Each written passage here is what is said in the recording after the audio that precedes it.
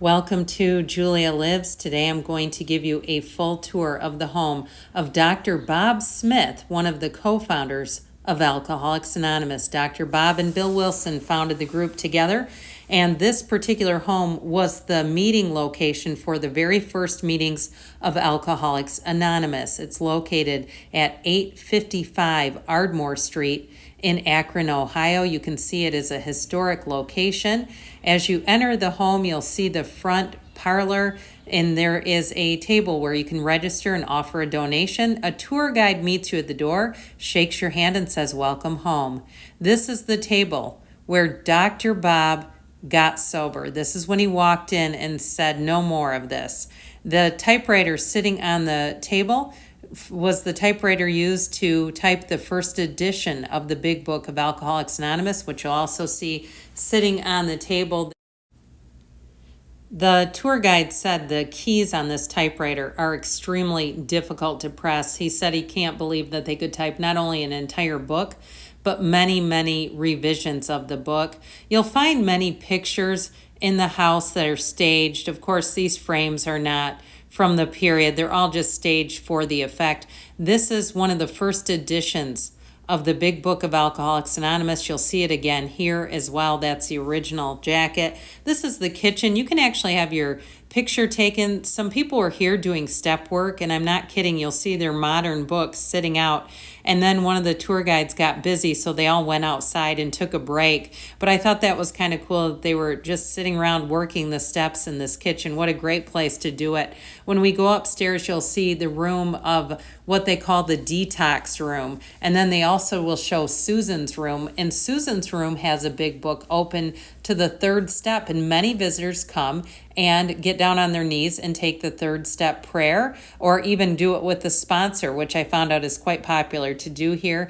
Now, again, a lot of these appliances are not true to the home. They're just replacements, but much of the things here that you see are. So this, anything that's cordoned off is original. So the fireplace with those chairs, that was an article about the Oxford group. And then there is just a stack of literature here. And then there's also an oil lamp. I guess Dr. Bob was quite handy, and he turned an oil lamp into an electric lamp.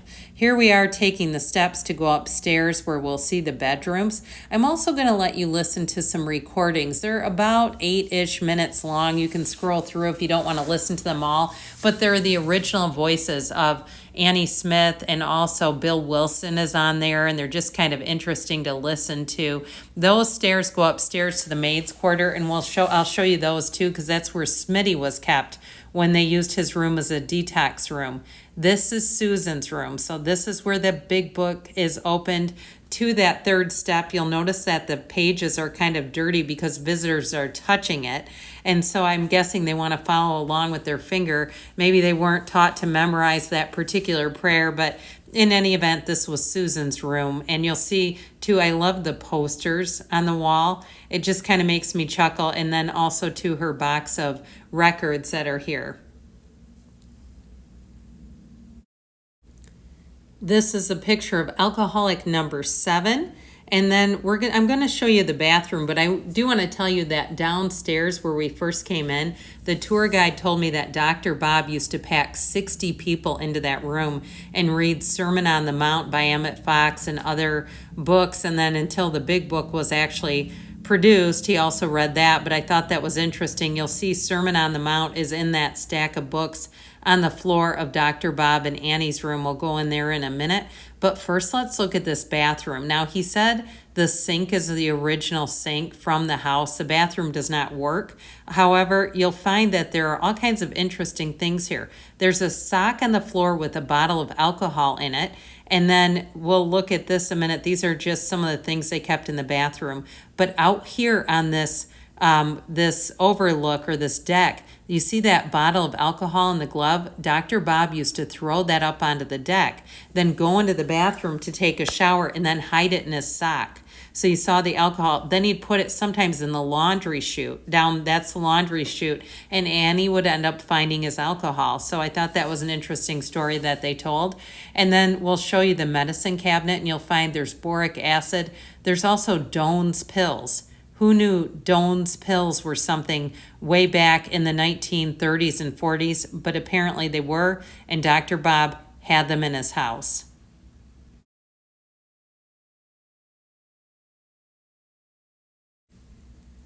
This was the original Kirby vacuum that they used to clean the house. And then this is Smitty's room, which became the detox room. So they kicked him out and put him upstairs and used this room for people who were coming in with the DTs. This was a concoction Dr. Bob served up to people who stayed here. It was a sedative with sauerkraut and Karo syrup. So he gave that to people to help them try to detox.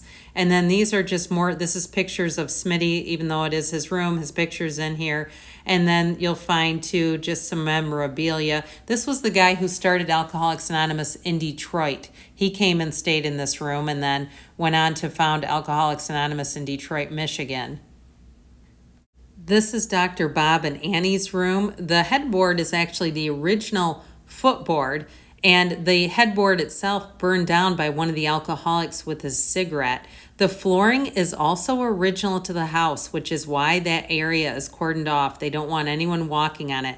Now this is going to show you the recordings. That little wire is how they recorded all of these. Recording for Dr. Bob's home. The first message is made for Bill Wilson and his wife Lois by a gentleman passing through Akron on his way to New York in 1947. Taped at Dr. Bob's home, it contains conversation with Dr. Bob, his wife Annie, son Smitty. Annie had just been released from the hospital and was confined to bed. And although Dr. Bob had just recently been released from the hospital, he was up and around. Here is their message. Robert wants me to start first. He's afraid. So we've got Betty and Smitty here with us, and George Hood. We're all up in my bedroom where we entertain now. Very formal entertaining, as you can imagine. It was very nice of you to invite both Bob and myself down to Bedford Hills, and we'd love to come. But at present, I imagine we'll have to stay put at 855 Archival. This is a new experience for me. I had a moving picture taken of myself, and now I'm recording. So you see, even with a bum eye, I'm still alive and kicking. Here's to Robert. According to Troberg, the Mr. Ford has descended on the Smith for a short time, which is really an unexpected pleasure. We're both confined to the house yet, but have hopes of getting out in circulation before too long. I regret and also that we can't come to Bedford Hills for a little recuperative period right now, but if you'll give us the rain check, maybe we'll show up next fall or winter. They tell us that we're doing very nicely, although I have discovered that surgery varies a good deal as to whether it's done on you or you do it on the other fellow. That changes the picture quite a bit. I think possibly my recent experience will make me a little kind of more thoughtful to those who are recipients of my handicraft. Well, we at least can look forward to a nice chat with you, I hope in the early fall, and we appreciate the fact that you are willing to send us the rain check. Hello, Lois and Bill. This is Smitty Jr. talking. Betty and I are up taking care of the family, at least we're supposed to be.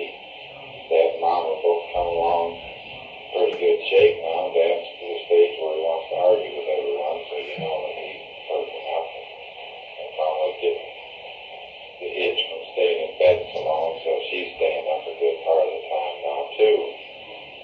We're going to leave the first and go back to our native habitat down in the wilds of New Mexico, but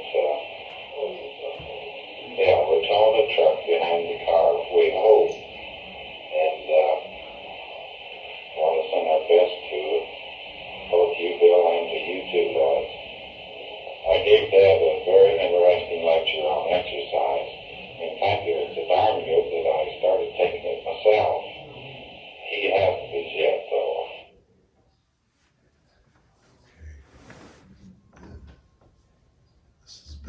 Hello, Ann and Bob. Isn't this a great gadget that we have to talk through? It was mighty good to hear from George how much better you both are.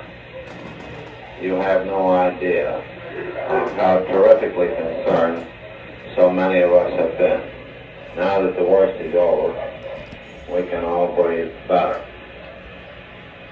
I've just been having a long talk with George about the state of AA affairs out through the country.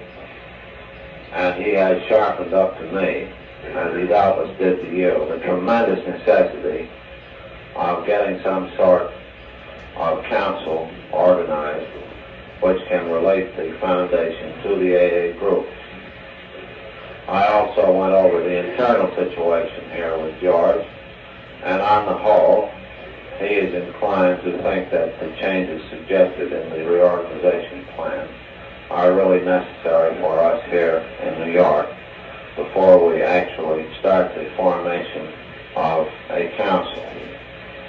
We'd awfully much like to know if you won't come down to Bedford Hills sooner than the fall, but I suppose there's small use in begging you. You know, I still feel very awkward and hard put to find words to talk into this microphone. As you see, I have a good deal of mic fright. Even now, I'm beginning to get more and more confused. In fact, my face is getting quite red, for you know I am not one who usually lacks words. Lois and I hope you both will surely get well and strong, and that very, very fast. We think of you so very, very much, dear people, and look forward to the moment when we can see her. See you. I've still got the mic fright.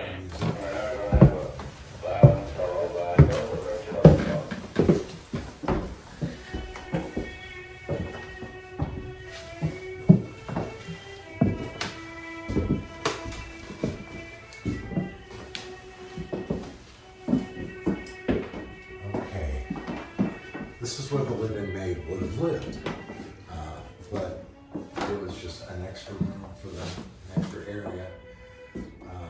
Annie had her sewing machine up here.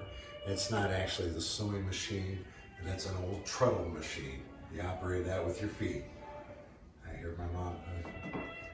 And Annie made most of her own clothes, her own dresses and things. Very humble, very, very humble people.